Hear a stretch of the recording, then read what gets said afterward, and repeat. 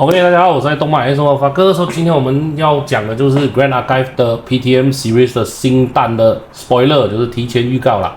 那当然，像我这个季度里面是没有什么出好成绩啊，那肯定要找两个有出成绩的大佬来帮我站台一下嘛，这样讲话看起来比较有公信力，对不对？那就可能要麻烦两位大佬帮我自我介绍一下啦。So I think we start with Quarax. Hello, my name is Quarax. I'm from Team Apex. Wouldn't say I have a lot of achievements as what Farker says, but I do go to a lot of events. So yeah, hello. So the next is Mike. 大家好，我是 Mike， 我是来自香港的 Team Fishberry 的 Mike。我玩了1年多，就大家多多指教啦，谢谢。最近都有看到你们都有在 Day 2那个 SN 啊。都有很好的成绩啦吼，所以也恭喜你们。所以这次我们就要讲解这次的新卡。那这次我们拿到的呢，不是万众瞩目的梅林啦吼，我们拿到的是 Alice，OK Umbra 卡。那我真的觉得这些卡我觉得都是会战场上看得到的。可是这句话我讲完过后，我就想到我上个赛季也这样讲，可是那3张卡好像都没有看到，就有。有啊，一阵子有打过，然后就拿出来一下啦。然后 I mean Fury Interference 是一个 common 啦，然后你会看到，因为它就是一个 Do Mana Spell 嘛。啊，对。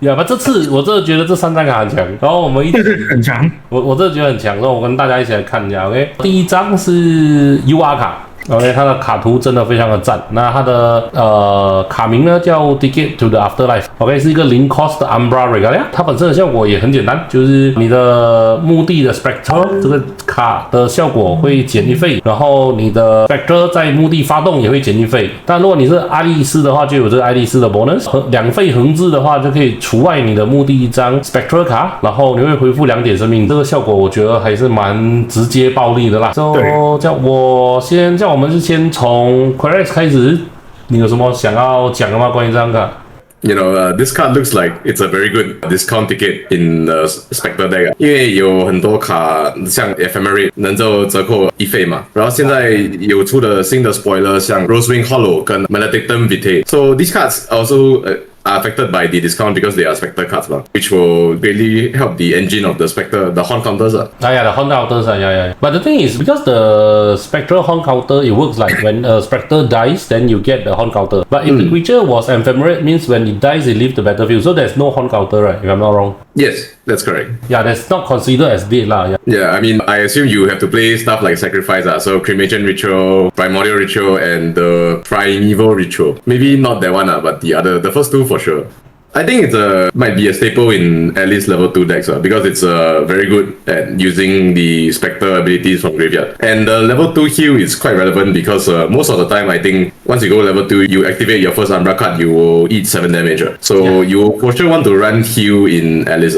Be it this card banishing the Spectre or maybe Serene Spirit maybe. Yeah, I mean if you just play like Umbra side. In order to get yourself a curse, but you actually need to take like 7 damage first. I mean the recovery is very important. So anything from Mike you want to add on? 你有什么想要针对这张卡有什么你觉得特别要提到的东西？我觉得就是哪个维克法的，真的它就是每个回合就是一个 free resist 的效果的时候，就他打那些 fire argo 的时候也会很好打，因为他就只是22的情况下，就是 fire argo 很容易就打死他。他有这个的时候，他就没有那么容易就可以被那些 fire argo Q 那些就打死他了。他比较能够打长久战啊，我觉得。对。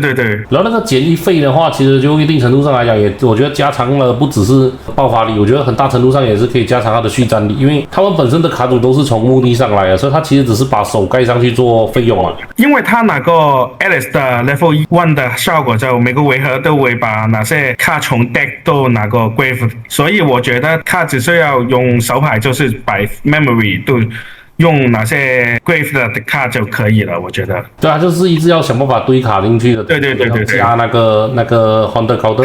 对。总会到一个时间是它会每个回合会有很多卡在墓地，然后可以很好的发挥这个卡的效果。其实你这样想一下，你的 Hunter counter 其实有3到4张，其实就很恐怖了，因为你每个回合就会丢3张，然后你可能会用2到3张，你会丢4张，然后用2到3张，然后你就会放1张回去，然后你再丢4到5张这样子，它就会越丢越多。我看到这张卡的时候，其实我自己比较尴尬，是因为我第一个我想到的是有点像那个 Flesh and Blood 里面的所谓 Second Cycle 的概念，因为你一直在把卡放回卡底的同时，你一直在把上面的卡往墓地里丢。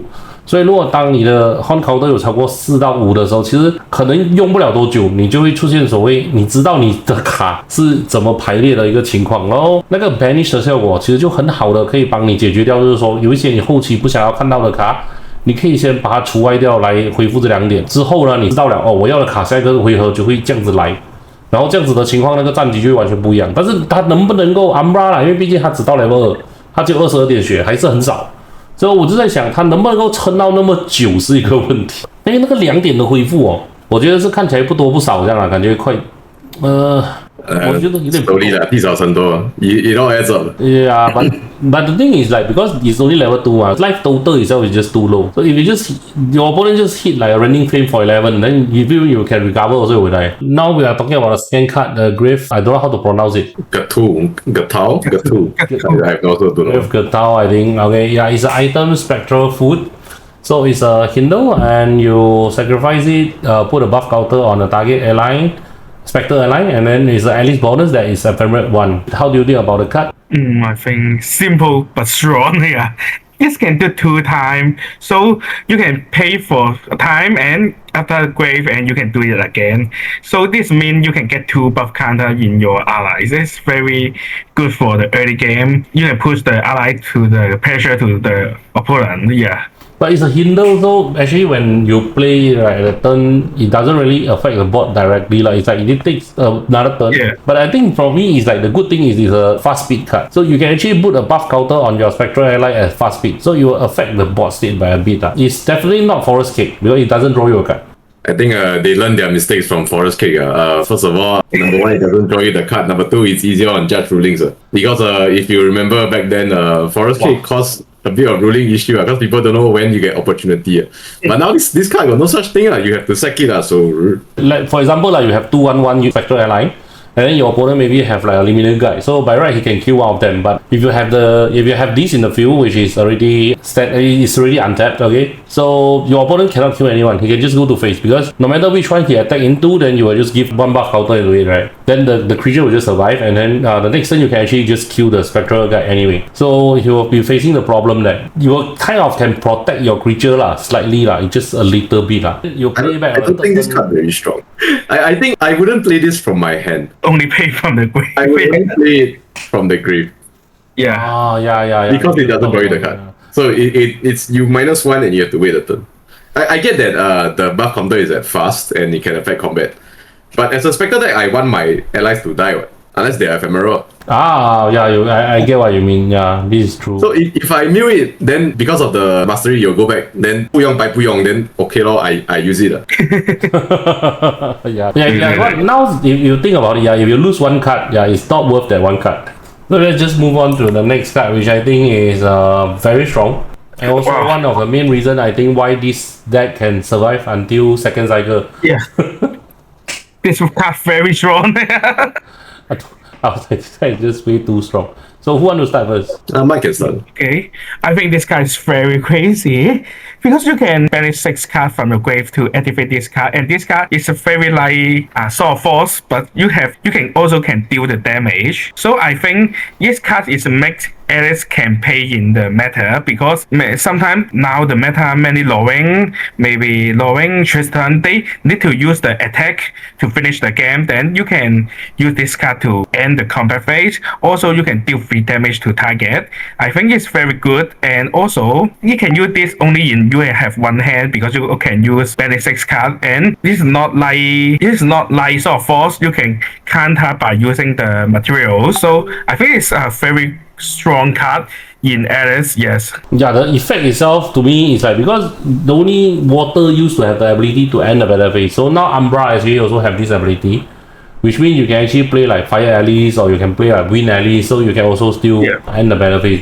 But I think the one problem that I see from the card is because if you play in the Alice deck, then the Alice you will put your graveyard back to the bottom deck in the end of the turn. Then you will put the card according to the Horn counter. So which means if you want to actually banish 6 cards from your graveyard, right? That means you have to have 6 horn counter before you can actually do so if I didn't understand the ability wrongly. Or you maybe have to do something to actually mill during your opponent turn, be able to actually achieve the result that you can actually banish 6 cards. It's still possible, but from what I see is like very good in super late game for the first ability, but the early game also, if you just pay 2 for the effect, I think it's still very good because it's a potential remover with end combat phase result, and then it might be able to be the damage source to your opponent face as well. I have my own take on this card. I think cause the main issue I see with it, right? Number 1, it's a spell, and number 2, you must target an ally or the attacking unit. So we know that Song of Frost is very strong, but because of you can free cost it. Yes, I agree. But the problem is that this card cannot stop Shenju attack. Oh yeah, because it's unique, you cannot target. With a spell, and you cannot target it. Yeah, so if the Gambu flip and swing at you, you still die. Oh yeah, I missed that. Everything else, yeah, sure. Against Rending Flames, against Firing Momentum, yeah, attack cards are fine, yeah, but it doesn't stop Shenju, which is kind of in the meta now. I mean, but this is a bit out of the topic, but like what currently they changed the rule of the starting turn, so the second player is going to draw 7 as well, so in their first turn, right? So do you think it actually affects Seiryu by a lot? Because to me it's like this means Seiryu cannot play like how they used to. They just simply put 6 cards, then give you the Panda's Fate Stone, and then try to go level 1. I think we'll see a lot more interactions as well as things that depend on influence. So the first card that will come to mind is Gentle Respite is very good now going first. Oh yeah. Because I can use it turn 1. And number 2 is you will see more interaction. So stuff like Acquiescing Rejection, Surveillance Decree will see more play because I can interact with you on your turn 1. Like Fire Aggro cannot just like YOLO, then they down Clumsy Arthur or Arthur Ray Hair, that kind of thing. You can expect to get negated right out the bat. The first thing come to my mind is that the blue color is definitely going to be strong because blue have counter spell which doesn't really do anything after turn 1 usually when they already place their trade, right? That was quite a problem, but now it's like with the new rule change, yeah, of course, Surrender Decree, Frozen Dismissal is going to see play more. Then in return, I feel like the Seiryu is either they have to change the matter of how they play. They used to be very all-in now. I mean, I'm not really sure about every build, but most of the build that I face is very all-in. They just like try to get level 3 as well as possible and then try to just use Seiryu to close the game. And to be honest, I personally think that against them, if they are going first, there are no way we can stop them as a water deck. Especially when I'm used to people playing like Water Ally or maybe even Fractal. Yeah, so I was like, yeah, like it's what you said, because if all those Seijus is still in the meta, then yeah, it might cause a bit problem for this card. Yeah, because I didn't realize the target attacking unit. But the thing is, the banish 6 cards is very powerful in only late game. I think early game where you just don't have enough horn counter is a bit hard to cast. Yeah. But like what we said just now, when you go, the rule change, and then a lot of things will change. So I personally think that the blue deck, I mean the water deck will be just much stronger. And wind deck maybe also will get a bit of benefit because they can use like Stifling Trap. Stifling Trap, yeah. But I think the most thing is the Fire Aggro can deal the slow damage from the turn 1 because their spirits come out. Because before the change, we can't use the slow spell to deal damage to the opponent. But after the rules change, you can use some slow spell to deal damage to the opponent. Yeah, but you won't usually do that. But the first thing is you won't really do that. The second thing is like I don't really see anyone playing slow burn spell yet. So we see all these 3 cards. So how do you think? Is it like it will impact the meta, or do you think like it's all so card? I think it's good. That's not the kick. The kick is the other 2 are good. The other two, I think, is good. But from what we discussed, it looks like the UR card looks the most amazing to me. It actually reminds me a lot of my good old time in Flesh and Blood, playing the second cycles and give my opponents some terrible time. Yeah, I miss that the third card actually have a bit of problem because it's the good thing about Song of Frost, it doesn't target. Yeah.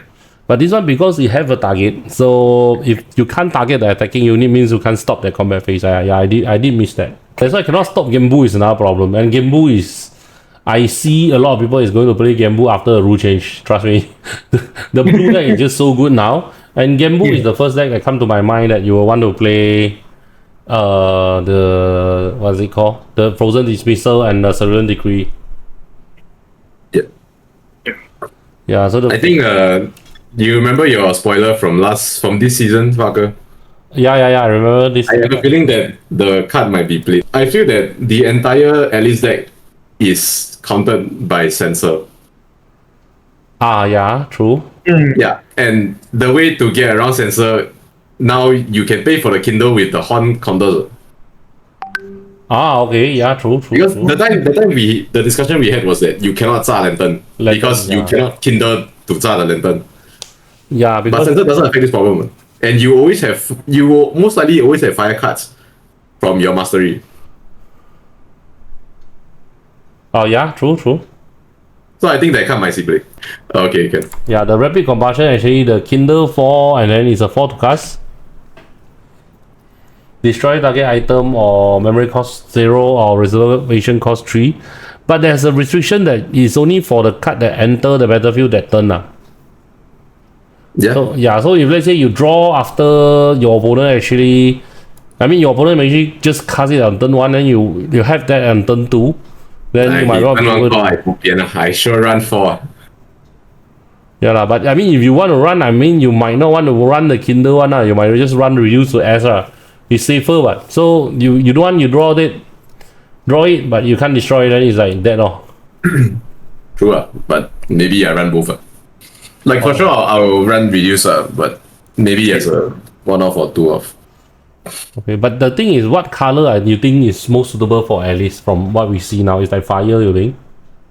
I think fire is. I think fire. Yeah. Water is too slow for Alice, I think. Yes, many setup. I think we will see a hybrid Spectre and Kindle deck. A Spectre Kindle. Yes, because you always have resource in your grave. I think this is a correct build because you want to be build that you are not only afraid of one thing. It's like last time they play the Route ABs version, so you have the color part and also the effect part. So people choose the sensor because the Liminal Guide is just way too strong. And then end up like a lot of people didn't put in Lantern, so another part actually works to take over the game. So I think this one is good because you can actually have both way lah. Yeah. But maybe got some weird offshoot. Yeah, not sure yet. But I think for me personally, I like to see a water at least. But from what we discussed, I agree with that. With only 22 life, I don't really see that you go that long game lah. Even with the recovery ability. For me, I think the ticket to the Afterlife is will be the chase card for PTM lah. It looks very good to me. The reduced cost ability not only to be good to run more cards, is like it also helps to save resource, so you don't need to play cards from hand, you just keep playing cards back from your graveyard, and then you can still have extra resource. Like if for example if you play 2 cards from your graveyard, you save the 2 costs, then you can actually use the 2 costs to actually banish a card and recover 2 as well. So it looks like a very good engine by itself lah, if you ask me. The jump bird looks pretty good 你们有看到那个 Divine Relic 吗？有看到，有，很强我觉得它真的不错，就是很多level上的也可以用，就是 fight 了一个回合。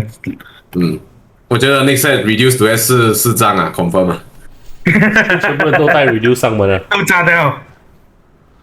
你那张卡就是那时候我跟那时候闪亮亮姐妹他们 review 这张卡的时候，我第一个想法就是我把这张卡切出来，就是我把这张卡从我的 Magic Deck 直接 activate 出来，然后如果对方 reduce to Ash 我直接 Factorize 对面亏到 2 Yes, I think also this card is very good for Arizona because in Arizona you have no time to get the GCL in the early game, so you can use this one after you get the level 3. Yeah, win Arizona especially. Yeah. Yeah. There are few decks that come into my mind that you can actually play this card, but we still need to see how, because sometimes you just want the ring in the early game also. Like, but the thing is, it's still very close lah. I will say that most of the level 3 deck will want to play the new Divine Relic rather than ring, because you can save that one material phase. Yeah. I have a question for you all. Yeah. Do you think this is power creep? Which one? When you compare Lost Providence to Grand Crusader 3? I don't really think so. Because to me, I feel like having the ability to come out in level 1 and 2 is like more flexible lah. So you can actually make a choice. So if let's say you want to go level 3, you are playing a level 3 deck, of course it's very good. But the thing is, when it is activate, means your opponent can actually negate the activations, or they can actually destroy the card because it come into play and handle. But of course, you save one materialized phase, so the next turn you can actually come out with backup charger, so you get straight away +2 in the second turn after you get to level 3. But I think a level 3 deck really needs something like this, otherwise the level 3 deck cannot survive. 我们也讨论完了全部的卡，然后还有加上一些我们对环境的预期，还有一些想法吧。OK， 那收益良多，真的是就谢谢大佬们的分享。那你们有什么会想要跟观众分享的吗？就是在最后啦，我们结尾有什么你们想要跟观众分享的吗？Next set looks pretty good. Looks better than what this set was looking at during the spoiler season. So looking forward to the next set more. But it's the end of the story ma, so it's supposed to like just complete all the, the half deck. Yeah, but it looks more interactive. There's more things to play around. Because DTR feels like a slight extension of HVN. Which mean? The decks you see are generally the same. Like, you don't see a lot of CL, you don't see a lot of Diana. Yeah. But I think next set you will see more Alice. Okay, there was that one CL in Auckland, so I can't discredit Limelight, so okay, he win. But other than that, you don't really see. It's all the same. But now we see the I'm not sure, I don't think there's a spoiler yet, but the Suitor deck, there are 2 color left over, the Club and Diamond. Hopefully this set they will come out with all these cards as well. Then maybe Suitor deck will be another big things in the next season also. Then we will get to see Alice and Seal in the full form. Yeah. Yeah, so how about Mike? 你有什么最后要跟观众分享的？我觉得应该下一个版本会出新的配的那个赛制嘛，对，是不是？它应该是它多一个 game mode 嘛，对不对？它好像是 game mode 啊，你讲那个 Phantom， 它有个新的叫什么名啊？Pantheon， 我忘记了名字。Pantheon。